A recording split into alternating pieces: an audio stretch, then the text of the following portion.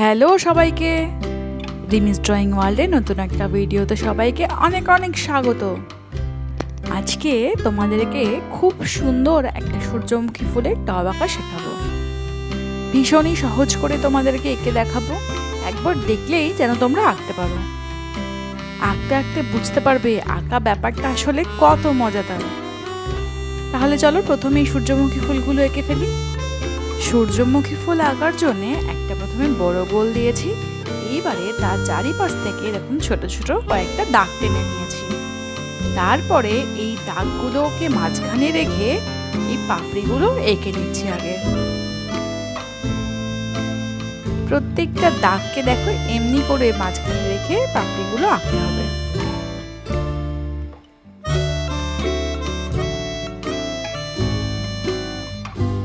Main পাপড়িগুলো তো আঁকা হয়ে গেল, এইবার চারিপাশের ছোট ছোট কিছু পাপড়ি আঁকবো।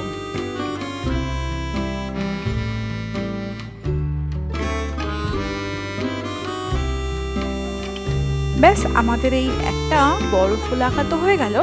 এইবারে দুই পাশে দুটো আরো ছোট ছোট ফুল আঁকবো। ফুল দুটো যেহেতু বড় ফুলটার পেছনে অর্ধেক ঢাকা পড়ে আছে, তাই জন্য এই অর্ধেক গোল দিয়েই বাকি ফুলগুলো আঁকবো। পদ্ধতি তো সেম, প্রথমে আগে অর্ধেক গোল দিয়ে নিয়েছি, তারপরে একইভাবে দাগ টেনে পাপড়িগুলো আঁকছি।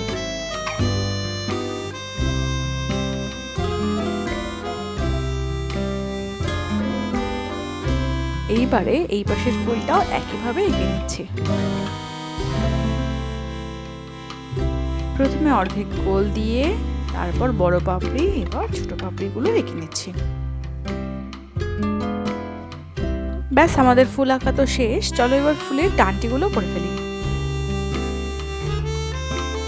ডান্টি একটা তো আঁকলাম, এবার আঁকছি টব। দেখো টবটাও খুবই সোজা, দুটো দাগ এভাবে হাফ সার্কেল করে আটকে আবারও দুটো দাগ দিয়ে জোড়া। এইবারে এক এক করে সমস্ত ফুলের ডান্টিগুলো করছি।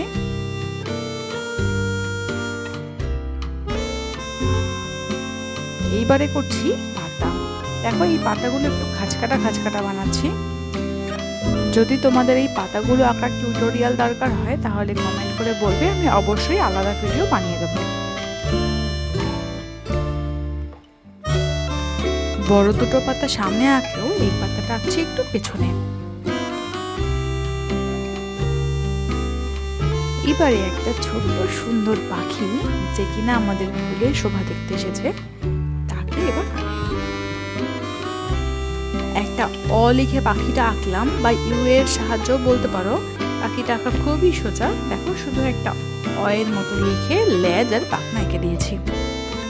ব্যাস তাহলে আমাদের ছবি আঁকা তো মোটামুটি কমপ্লিট। চলো তাহলে এবার রংটা করে ফেলি। সূর্যমুখী রং করার জন্য প্রথমেই আমরা সূর্যের মতো রং মানে ক্রোম ইয়েলো কালার ইউজ করব। এই ক্রোম ইয়েলো কালারটা সমস্ত ফুলের পাপড়িগুলোর নিচের অংশগুলোতে লাগাচ্ছি, উপরগুলোতে কিন্তু লাগাচ্ছি না, মানে পাতার ডগাগুলোই লাগাচ্ছি না। পাতার ডগাগুলোর জন্য ইউজ করব অন্য একটা রং। সূর্যমুখী ফুল বোধহয় আসলেই সূর্যের প্রতিরূপ। কালারটা দেখলেই যেন মন ভালো হয়ে যায়। এই পাশের দুটো ফুলের মাঝখানগুলোতেও এই একই রং করে নিলাম। এইবারে যে রংটা লাগাচ্ছি সেই রংটার নামও ক্রোম ইয়েলোই লেখা আছে। লেমন ইয়েলোর থেকে এক শেড ডিপার যে রংটা, সেটার নামও ক্রোম ইয়েলোই। ও আচ্ছা, তোমাদের বলা হয়নি, এই ছবিটা আঁকার জন্য আমি ইউজ করেছি পোলোর 25 শেডের অয়েল পেস্টেল কালার। দেখো পরের ক্রোম ইয়েলো রংটা দিয়ে কি করে আগের রংটাকে সুন্দরভাবে মিক্স করে দিলাম। একটা সুন্দর শেড এসেছে না? এইবারে এর মাঝখানটা বার্ন সাইনা রং দিয়ে চারিপাশটা ফিল করলেও মাঝখানটুকু কিন্তু করবো না। মাঝখানটুকুতে লাগাবো আবারও একটা অন্য রং। এইবারে এই যে মাঝখানটা ফাঁকা রেখেছি, এখানটা লাগাচ্ছি ইয়েলো অকার। এই ইয়েলো অকারটা দিয়ে এই বার্ন সাইনা রংটাকে সুন্দর করে মিশিয়ে দেব। দেখো কি সুন্দর লাগছে না? এবার এইবারে পাতায় করছি লাইট গ্রিন। বেস কালার হিসাবে সবকটা পাতাতেই এই লাইট গ্রিন রংটা আগে লাগিয়ে নিচ্ছি। যদি আমার আঁকা তোমাদের ভালো লেগে থাকে তাহলে অবশ্যই আমার সাপোর্ট করো। সাপোর্ট করার জন্য কিন্তু সাবস্ক্রাইব করতে ভুলো না। এইবারে এই হালকা সবুজ রঙটাকে একটু হাইলাইট করার জন্য আমি মিডিয়াম গ্রিন রঙটা ইউজ করছি। মিডিয়াম গ্রিন রঙটা দিয়ে এই যে পাতার শিরাগুলো বা যেই সাইডে লাইট আর ডার্কের যে শেডটা আছে সেটা করলাম। এইবারে প্রুশিয়ান ব্লু রঙটা দিয়ে আবারও একটু হালকা অল্প হাইলাইট করছি। এবার করব টবের রং। টবে সবার প্রথমেই অ্যাপ্লাই করছি ডার্ক ব্রাউন। ডার্ক ব্রাউন রঙটা দিয়ে যে সমস্ত জায়গায় একটু ডিপ হবে সেই জায়গাগুলো আগে করে নিচ্ছি।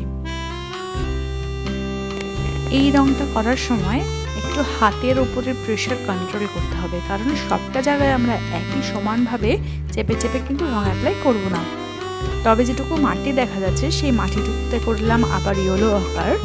এইবারে টবের মাঝখানে যে সমস্ত জায়গাগুলো ফাঁকা ছিল বা লাইট হওয়ার কথা ছিল সেই জায়গাগুলোতে করছি বার্ন সায়ানা। এবার বার্ন সায়ানা রঙটা দিয়ে মোটামুটি সবটা জায়গা অ্যাপ্লাই করে নিয়েছি। এইবারে সবশেষে টবের তলায় যে ছায়াটা পড়েছে সেই ছায়াটার জন্য করছি অ্যাশ, তারপরে একটু বার্ন সায়ানা দিয়ে আরেকবার মিক্স আপ করে দিলাম। এইবারে সূর্যমুখী ফুলের যে ভেতরের অংশটা আছে সেই জায়গাটায় একটু ডার্ক ব্রাউন রং দিয়ে শেড দিয়ে দিলাম। এইবারে সবশেষে করছি আমাদের কিউট সেই ছোট্ট পাখিটার জন্য ইউজ করলাম একটা সুন্দর পার্পেল বা বেগুনি রং, তারপরে একটু রেড কালার দিয়ে সেটাকে টোন দিয়ে দিয়েছি। এবার সব শেষে এই রেড কালারটা দিয়ে পাতার কয়েকটা জায়গা হাইলাইট করব। ব্যাস, আজকের মতো আমাদের ছবি আঁকা শেষ। টাটা, দেখা হবে পরের ক্লাসে।